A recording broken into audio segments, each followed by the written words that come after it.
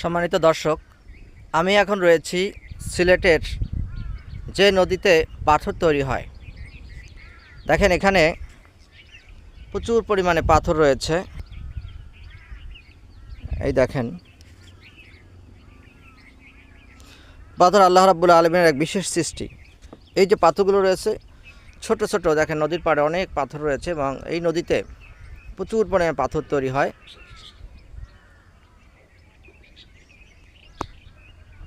দেখেন,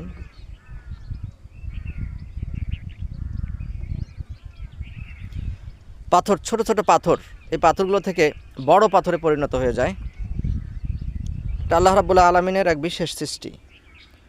আর আপনারা জানেন যে জাহান্নামের ইন্ধন হবে মানুষ এবং পাথর।